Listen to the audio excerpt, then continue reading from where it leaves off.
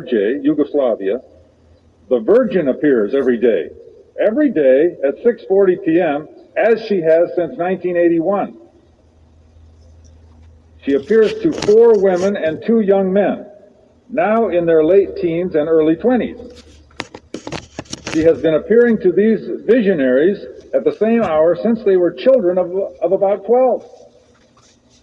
The children were chosen to receive the visions, the Virgin says, because they were ordinary. I believe that's a really repeated theme that comes to some of these appearances. They come to ordinary people. When the Virgin appears, the visionaries go into a trance state. They do not react to light, sound, or touch. Their eyes do not blink. We see the Virgin as we see other people, said one of the visionaries. We pray, speak, and touch her. She is a beautiful woman with black curly hair, blue eyes, a crown of stars, and a shining visage. She wears a gray gown or coat. She floats on a gray cloud, not touching the ground.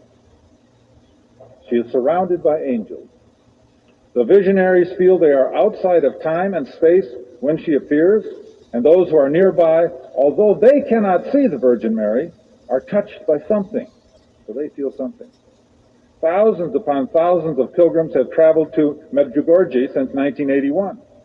Dr. Susan Trout, Ph.D. of the Washington Center for Attitudinal Healing, visited in 1988, saw putti in the clouds there. Childlike angels, child angels. We have often called them cherubs. But others have seen grown angels, and still others see the Madonna. And still others saw into other realities, energies and swirls of color.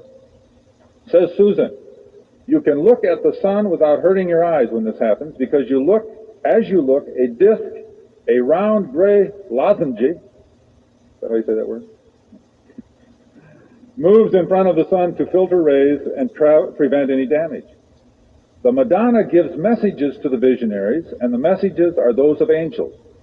Don't be afraid. Don't be anxious or worried. God will show you the way. Give everything you do or possess to God so that He can take control of your life as the King of all you possess. Rejoice in the Creator who has created you so wonderfully, and give thanks unceasingly so that blessings shall continue to flow down from God upon your life. That's the message. Are the visitations true, this writer asks. There are only 3 ways to know, say the priests of the region. First is whether the visions lie within the traditions of established religions. Second is whether the contents of the visions are in accordance with the Gospels. The third is by the exaltation and ecstasy of the visionaries themselves. One has married now, another is going to be a nun. These young men and women are, says Dr. Trout, exquisite. They embody the peaceful, loving state. They radiate serenity, as one would expect from those who every day see angels and the face of God.